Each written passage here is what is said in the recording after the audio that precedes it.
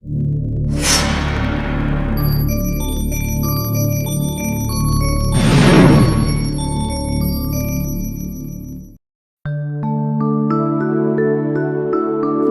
was the king of Babylon. I have decided to appoint 120 supervisors and governors to help you rule this kingdom. This is the decision I've taken on your behalf. There lived a person by the name Daniel in that kingdom. Daniel was a great man of faith and prayer. When he had to choose between praying to God or facing death, he was faithful to God. Oh God, thank you for everything. Daniel was a man of prayer. He had a habit to pray to God 3 times a day. Nothing could keep him from his prayer. King Darius heard about Daniel. One fine day, To control the 120 supervisors and governors, I have appointed Daniel with 2 other persons who would be in charge of all of them. when the 2 persons heard this, they didn't like it. Daniel worked harder and did much better work than any of them. I am so impressed with Daniel, so I assign all the duties of this kingdom to him. We have to do something about this Daniel. He is becoming very near and dear to our king. We should throw him out of our way. We will find some fault against him. The king will definitely throw him away. No matter how hard they looked, they couldn't find anything wrong with Daniel because Daniel was completely faithful and honest in everything he did. Months passed by. Until now, we're not able to find any fault against him. I have an idea. He has a habit of praying thrice a day, which everyone knows. Maybe we can use his religion against him. That's a better idea. We must plan to put an end to that Daniel. They discussed and came up with a tricky plan. They came before King Darius one day and said, King Darius, may you live forever. We wish that we announce what we think will be best for us all. What is that? Please come forward and let me hear about it. All who are there in our kingdom, the supervisors, the governors, the lieutenant governors, and all the other officials, for 30 days, except you, nobody should pray the God. We request you to announce the same. We think it is the best idea. And if anybody should ask for anything from any god, they should be thrown into the lion's den. I will accept your idea, and I will sign on the scrolls. It became a law, and that could not be changed. Daniel heard the king's decree. Why the king has signed this decree? How can people be without praying God?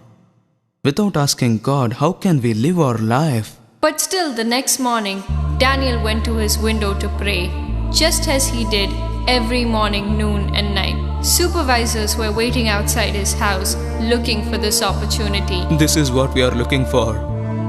He has broken the law. This is the last day for Daniel.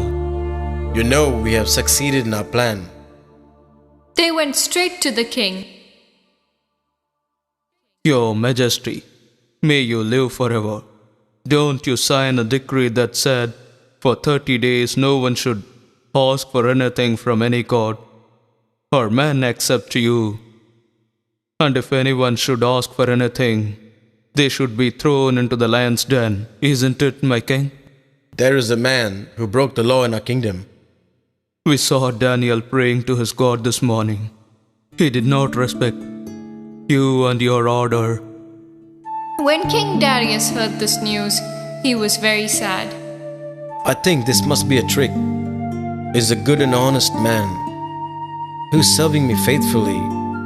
But how can I do injustice to such a man? And so he worked into the night, trying to find some way to rescue Daniel, but he couldn't. The supervisors came back the next morning and demanded. The king had no choice but to have Daniel thrown into the lion's den. Daniel was called. O great and mighty king, I am here. Please tell me for what I was called. May the God who you serve faithfully come and save you. The king, with a heavy heart, ordered his men. For disobeying my words in the law, I order Daniel to be thrown into the lion's den. This is my verdict.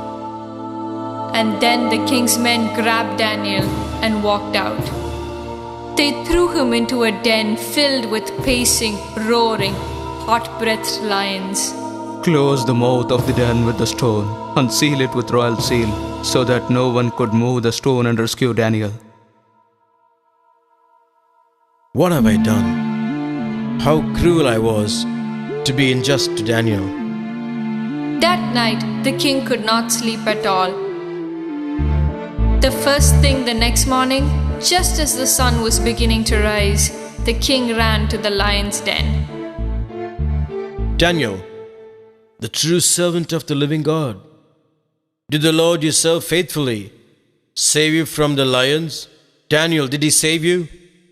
Daniel, Daniel? May your majesty live forever. God has sent his angel to shut the lions' mouths all through the night. God has saved me so that you will know that I am innocent, and I have served you faithfully. My king, do you believe me? The king was so happy. I order you to bring Daniel out from the lion's den. So Daniel was pulled out. There wasn't even a scratch on him. Those two guys who accused Daniel should be caught and brought to my court. We are into trouble. What will the king do with us? They both stood before the king. I strictly order that these two to be thrown to the lion's den. The lions were not so friendly this time. The king Darius issued a new decree. Everyone, men and women who live in this world, should definitely honor and serve God. He is the living God who rules for all time. His kingdom will never end, and his power will last forever. He rescues and he saves.